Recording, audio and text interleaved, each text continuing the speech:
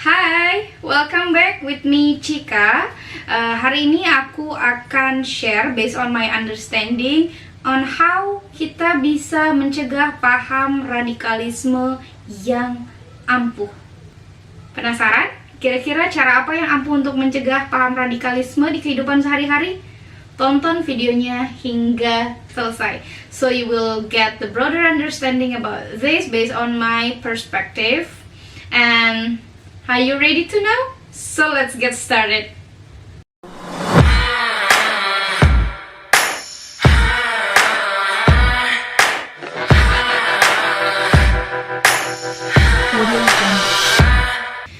Di video sebelumnya aku udah share ke kalian ciri general orang terdekat terkena paham radikalisme terorisme, dan today aku akan share cara ampuh untuk mencegah agar kita nggak terpapar paham radikalisme terorisme. Di Indonesia, paham radikalisme terorisme ini menggunakan agama untuk menyebarkan pahamnya agar bisa acceptable. Sekalipun pencetus radikalisme bisa lahir dari berbagai sumbu seperti ekonomi, politik, sosial, dan sebagainya. Guys, as we know that terorisme bisa terjadi akibat paparan radikalisme terhadap seseorang atau golongan tertentu. Secara definisi, radikalisme adalah sebuah paham yang menginginkan adanya perubahan dalam sebuah sistem sosial atau yang lebih luas adalah negara, serta politik yang dilakukan dengan cara kekerasan atau cara yang ekstrim. And once again, I have been told you that religion is an ultimate way to do terrorism act.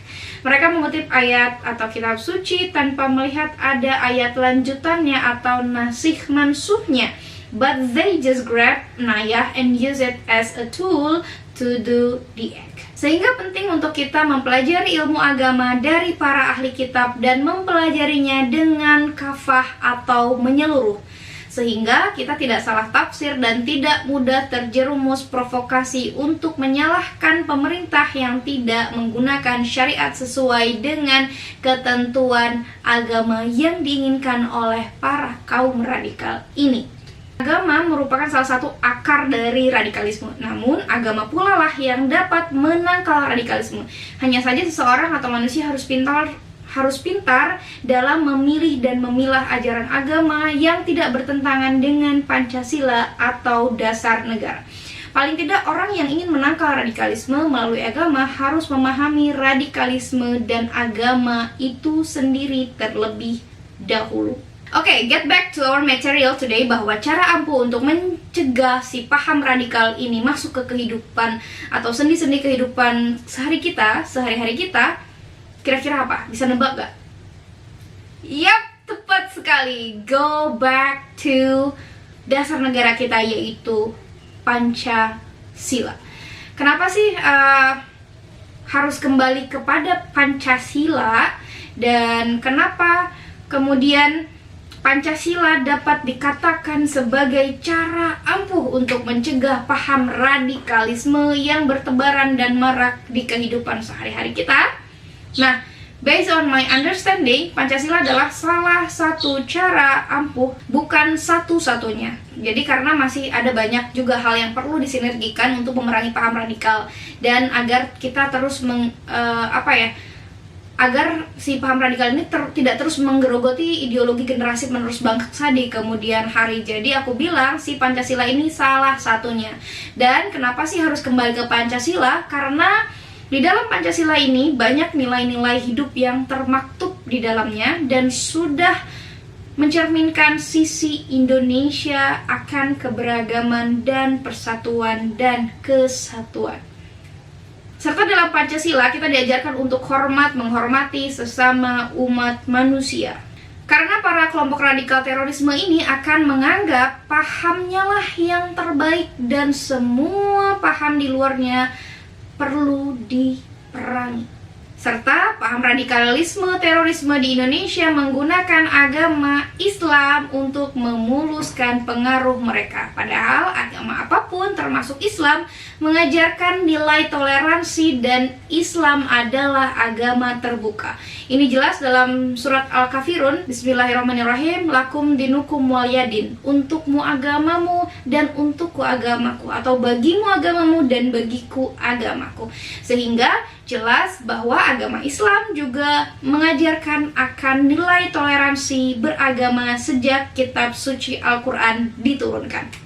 Namun semakin berkembangnya gerakan-gerakan radikalisme saat ini juga memiliki perbedaan pandangan satu dengan yang lainnya dan tujuan yang berbeda-beda. Jadi para radikal ini tidak memiliki pola yang seragam, dan ada juga yang sekedar memperjuangkan implementasi syariat Islam tanpa keharusan mendirikan negara Islam. Namun ada pula yang memperjuangkan berdirinya negara Islam Indonesia, dan di samping itu juga ada yang memperjuangkan berdirinya khilafah Islamiyah. Semoga kalian ingat momen ini, dan pernah terjadi di Indonesia juga, dan cukup heboh, dan menjadikan bendera organisasi itu kemudian harus diturunkan dari eksistensinya di Indonesia. Why it needs Pancasila to overcome this issue?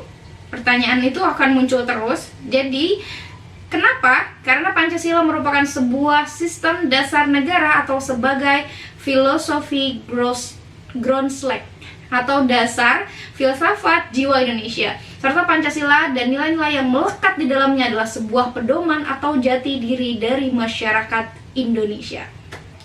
Sehingga pentingnya melakukan aktualisasi di kehidupan sehari-hari dari nilai-nilai yang terkandung dalam Pancasila. Dan peran Pancasila terlihat masih amat sangat dibutuhkan dalam memerangi radikalisme di Indonesia. Dan Pancasila sebagai ideologi berarti suatu pemikiran yang memuat pandangan dasar dan cita-cita mengenai sejarah manusia, masyarakat, dan negara Indonesia yang bersumber dari kebudayaan Indonesia. Jadi Pancasila dalam pengertian ideologi ini sama artinya dengan pandangan hidup bangsa atau filsafat hidup atau juga pedoman hidup bangsa Indonesia. Gerakan radikalisme mampu meruntuhkan semangat negara kesatuan Republik Indonesia, dan tidak ada satupun agama yang ada di Indonesia yang mengajarkan radikalisme untuk mencari tujuan dari satu umat beragama untuk mendirikan sebuah negara.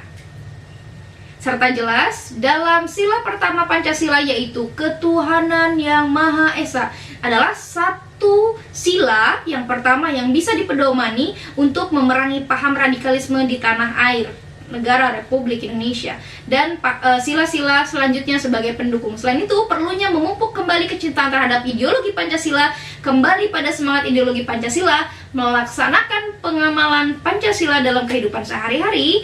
Kemudian Pancasila juga dikatakan sebagai falsafah negara Indonesia yang syarat dengan budi pekerti, kearifan lokal, kebijaksanaan, dan moralitas harus segera diimplementasikan oleh setiap individu, organisasi, agama, dan juga kampus-kampus. Jadi Pancasila juga harus dijadikan sebagai pedoman dalam proses berorganisasi sebagai upaya benteng pertahanan untuk mencegah pergerakan atau menyebarnya gerakan radikalisme, intoleransi, dan terorisme di Indonesia.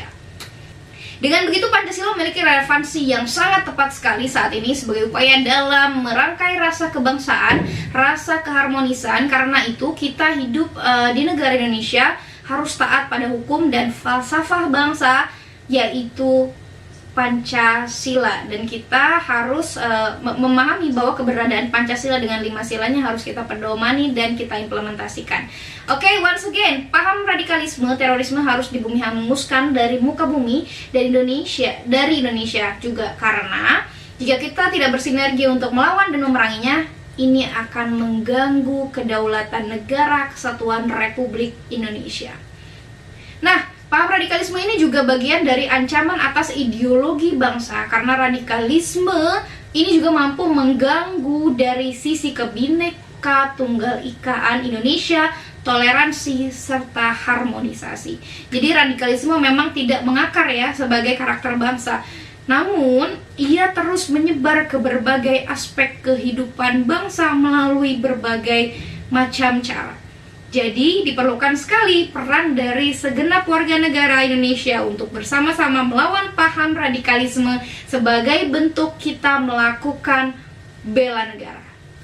Nah, dengan kita memahami Pancasila dan melakukan bela negara dimanapun kita berada, dan atas dasar kita memiliki kewajiban untuk sama-sama menjaga persatuan dan kesatuan bangsa, kebinekaan, toleransi, dan harmoni di Indonesia, maka bela negara ini bentuk dari kita melawan radikalisme dalam segala dimensinya seperti intoleransi dan terorisme, terlebih radikalisme.